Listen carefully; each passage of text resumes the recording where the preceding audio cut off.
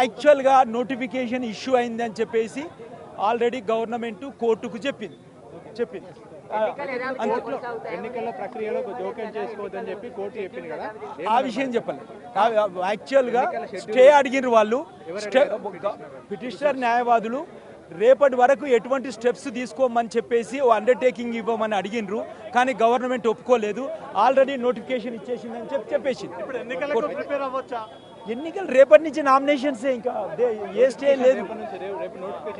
Notification already విడుదల అయ్యింది అని చెప్పేసి గవర్నమెంట్ కోర్టుకు చెప్పింది అంతే. అందుకొరకు ఇవాళ వరకు అయితే ఎలక్షన్స్ మీద ఎటువంటి స్టే గ్రాంట్ చేయలేదు గౌరవ ప్రధాన న్యాయమూర్తి గారి ఆధ్వర్యంలో డివిజన్ బెంచ్. అయితే ప్రధానంగా అభిషేక్ మను సింఘవి వాదన వినిపిస్తూ ఎన్నికల షెడ్యూల్ విడుదలయ్యాక కోర్టులు జోక్యం చేసుకోవద్దనే వాదన కూడా చెప్పాడు. అతను కూడా చెప్పాడు, 5 జడ్జెస్ బెంచ్ జడ్జిమెంట్ కూడా చెప్పాడు.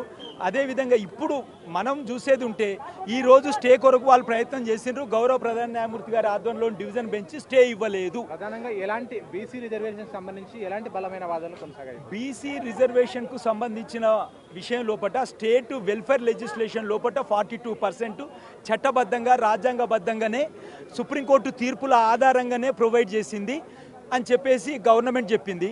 మేమేం చెప్పినాము, 5 పిటిషన్లు పడ్డాయి, మొన్న 2 పడ్డాయి, ఇవాళ 3 పడ్డాయి. ఒక్కటి కూడా అసలు సస్టైనబుల్ కాదు, అది మెయింటైనబుల్ కాదు అని చెప్పేసి మేము కూడా చెప్పినాం. అంటే వాళ్ళు ఏమంటారంటే రాజ్యాంగం ప్రకారం కానీ సుప్రీంకోర్టు తీర్పు ప్రకారం కానీ 50% కంటే యాక్చువల్గా 226 యొక్క స్కోప్ గురించి మనం ఆలోచిస్తే, రిట్ పిటిషన్ యొక్క స్కోప్ గురించి మనం ఆలోచిస్తే ఫ్యాక్చువల్గా ఏ ఒక్క పిటిషనర్ కూడా లోకో స్టాండింగ్ లేదు.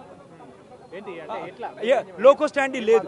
ఎందుకొరకు అని అంటే వాళ్ళు ఎట్టి పరిస్థితుల్లో కూడా లోకల్ ఎలక్షన్స్ లోపల వాళ్ళు కంటెస్ట్ చేస్తున్నట్టు కానీ ఆ ఎలక్షన్ కంటెస్ట్ చేస్తున్న కాన్స్టిట్యున్సీ లోపల బీసీ రిజర్వేషన్ ఈ జీవో ద్వారా రావడం విషయంలో కానీ వాళ్ళ ఫండమెంటల్ రైట్ వయలేషన్ అయినట్టు ఏ ఒక్క రిట్ పిటిషన్లో కూడా చెప్పలేవారు. Yes, and moreover they do not have power to challenge whole GO in the whole elections of the local body, which has been provided 42% reservation to the backward classes in the state of Telangana in the local bodies. If his fundamental right has been violated, he needs to be file the writ petition, which constituency instead of unreserved BC has been reserved. In a single writ petition they didn't say.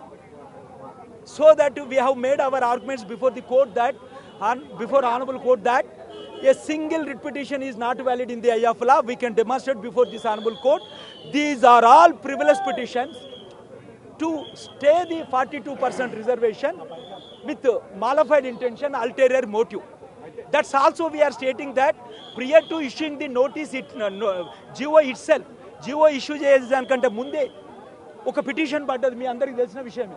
అది ఒక్కటి తెలిసిపోతా ఉన్నది, reservation బీసీలకు రావద్దు అనే దృష్టితోటి అగ్రవర్ణ సమాజం నుంచి వచ్చిన ఈ పిటిషన్లు ఎవ్వి కూడా చట్టబద్ధత కానీ రాజ్యాంగబద్ధత కానీ ఆర్టికల్ 226 కింద నిలబడవు అని చెప్పేసి మేము గౌరవ ప్రధాన న్యాయమూర్తి ఆధ్వర్యంలో డివిజన్ బెంచ్కి చెప్పినాం. వాళ్ళు ప్రధానంగా ట్రిపుల్ టెస్ట్ ఆధారంగా చూసినా కూడా 50% ఎస్సీ ఎస్టీలతో కలిపి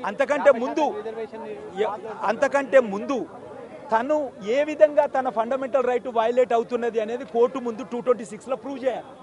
తన ఫండమెంటల్ రైట్ వయలేట్ అవుతున్నట్టు ఎక్కడ ప్రూవ్ చేయలేదు. రెండోది, right to vote, right to contest is not fundamental right, అది only legal right. Legal right అంటే దేర్ రెమెడీ ఈజ్ ఎల్స్వేర్, వేరే దగ్గర ఉంది, అది మనం చెప్పాల్సిన అవసరం లేదు, చెప్పొద్దు కూడా. ఈ 226 కింద వీళ్ళు వేసిన ఏ ఒక్క పిటిషన్ కూడా మెయింటైనబుల్ కాదు అనేది మా అభిప్రాయం. మళ్ళా రేపు గౌరవ ప్రధాన న్యాయమూర్తి గారి ఆధ్వర్యంలోని డివిజన్ బెంచ్ చాలా ఓపికగా ప్రతి విషయాన్ని కూడా క్షుణ్ణంగా విచారించింది. మళ్ళీ రేపు మధ్యాహ్నం 2:15కు వాయిదా వేసింది. 2:15కు గౌరవ ప్రధాన న్యాయమూర్తి గారి ఆధ్వర్యంలో డివిజన్ బెంచ్ మళ్ళీ పిటిషన్ల మీద విచారణ కొనసాగిస్తా అని చెప్పింది. ఈ రోజు ఎటువంటి స్టే గ్రాంట్ చేయలేదు.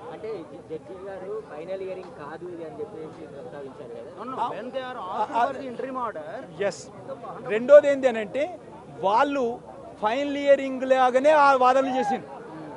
వాళ్ళు మొత్తం కూడా ఇంటీరియం డైరెక్షన్ రావడానికి కాకుండా పిటిషన్ లోపల ఫైనల్ ఇయరింగ్ ఎట్లయితే చేస్తారో అట్నే చేసింది. అటువంటి సమయంలో కూడా స్టే ఇవ్వలేదు అనే విషయం మనం అందరం గమనించాలి. పిటిషనర్ పైన కోర్టు ఆగ్రహం వ్యక్తం చేసిందంట. అది మేము చూడలేదు. ప్రతిసారి అడ్డంకులు తీసుకొచ్చి లేనిపోని అంశాలని కోర్టు మేము కోర్టులోనే ఉన్నాం, మరి అటువంటిది అయితే మాకేం అఫిడవిట్ లో ఫైల్ చేసిన అంశాలే నేను మాకేం అవపడలే అటువంటిది. మరి మీరు ఎక్కడ ఉన్న చూసిరో మాకైతే తెలియదు. మేమైతే కోర్టు ముందటనే ఉన్నాం, ఆ వాదనలు చేసి మీరు కూడా పిటిషనర్ తరఫున న్యాయవాదిగా ఉన్నారు. ఇంప్లీడ్ పిటిషనర్స్ తరఫున, పిటిషనర్ తరఫున కాదు, అది గుర్తు పెట్టుకోవాలి. ఇంప్లీడ్ పిటిషనర్స్ జీవోను సమర్థిస్తూ వేసిన పిటిషన్ లోపల చట్టబద్ధంగా రాజ్యాంగబద్ధంగా సుప్రీంకోర్టు తీర్పుల ఆధారంగా మేము వాదనలు చేస్తున్నాం అక్కడ. అది చేసి జీవోను సస్టైనబుల్ చేయాలి.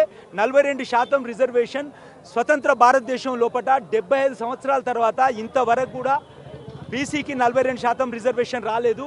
ఒక స్థానిక సంస్థలనే కాదు, విద్యా ఉద్యోగ ఉపాధి రంగాలతో పాటు స్థానిక సంస్థల రాజకీయాల లోపల కూడా రిజర్వేషన్ కావాలని చెప్పేసి ఆశించే వాళ్ళం. అటు ప్రజాక్షేత్రంలో ఇటు న్యాయక్షేత్రంలో కూడా పోరాడగలిగే వాళ్ళం. ఆ పని చేస్తూ ఉన్నాం. ప్రధానంగా సీజే గారు కొన్ని క్వశ్చన్స్ రేజ్ చేశారు కదా మీరు. ఎస్, రిజర్వేషన్ సంబంధించి అసెంబ్లీలో తీర్మానం, ఆ తర్వాత అవన్నీ గౌరవ ప్రధాన న్యాయమూర్తి గారి ఆధ్వర్యంలో డివిజన్ బెంచ్ విచారించింది సమగ్రంగా. రేపు మధ్యాహ్నం మళ్ళీ విచారిస్తుంది. అయిపోయినాక చెప్తా. అదే అదంతా అడుగుతారు, అవన్నీ రేపు అయిపోయిన తర్వాత చెప్తా.